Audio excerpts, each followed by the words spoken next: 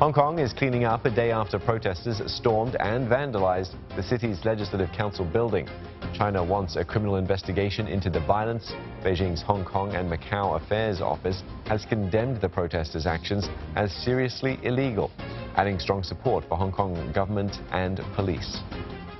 Now, for more on this, we're joined by Andrew Shuen, a co-founder and executive director of the non-profit think tank, the Lion Rock Institute. Andrew, how are the people of Hong Kong viewing this latest escalation of violence on Monday night? Is support for the protest movement still there, or is it starting to wane? Well, I think our chief executive, Carrie Lam, summed it up best in her 4 a.m. press conference, which is there is a clear separation of two distinct groups of protesters. One that goes up into the millions, that also protested yesterday in a peaceful march. 500,000 of them went into streets. And then there are several hundreds, which of course stormed the Legislative Council building in Hong Kong. So I was surprised by how our chief executive, in her first sentence of that press conference, separated the two. So there are now two distinct groups.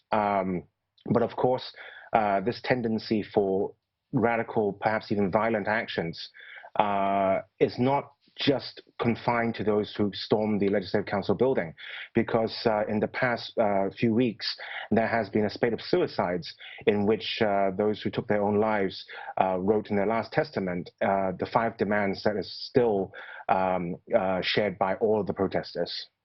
Now, Andrew, can we then expect Beijing or maybe the Hong Kong government to then crack down harder on protesters because of Monday's violence, that they have this extra excuse to do so?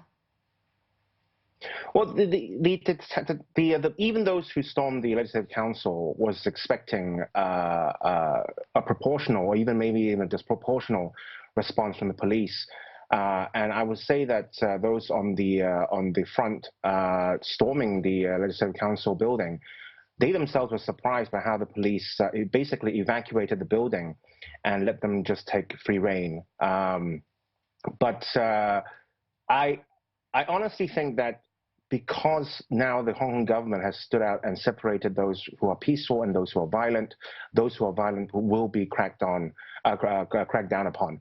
But there is a very tricky aspect to all this, in that a few years ago there was a near riot in Mong Kok, another area in Hong Kong, during Chinese New Year.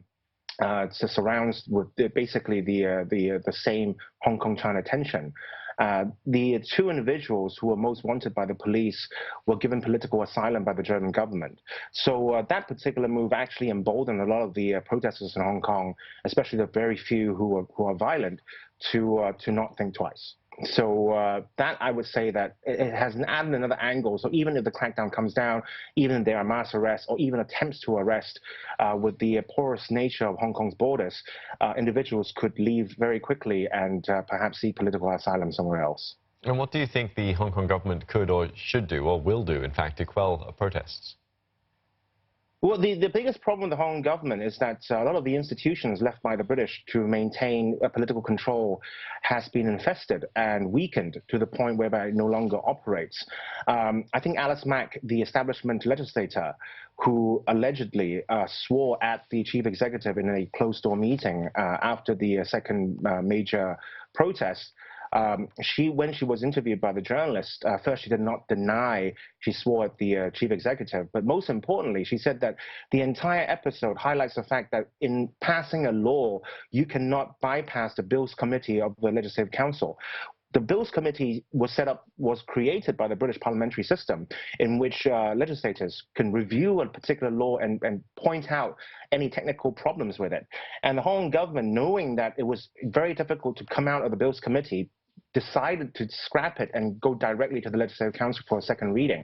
I understand that this is minutiae in the legislative process, but it reflects the attitude by the Hong Kong government that the machinery left by the British, they have no regard in maintaining it, and therefore all that you're seeing in Hong Kong right now is the unintended consequences of their actions. There is a theory in the Lion Rock Institute that a lot of Hong Kong bureaucrats, especially highlighted by Carrie Lam, that they are superb technicians. They understand how the machine works perfectly. They know exactly which buttons to push to get what kind of response. But unfortunately, they have no idea why the system was designed in a certain way in the first place. And therefore, once they start moving the machine and they see unintended consequence, they can no longer respond. The confusion by the international community as to what the Hong Kong government is doing, or in fact, even by the local community, is perfect example of how rote learning students, when they meet an exam question that has no model answer, they suddenly freeze and panic. So this is exactly what you're seeing in Hong Kong right now. All right. Thank you for putting it in those words for us to understand. Andrew Shuen there from the Lion Rock Institute in Hong Kong.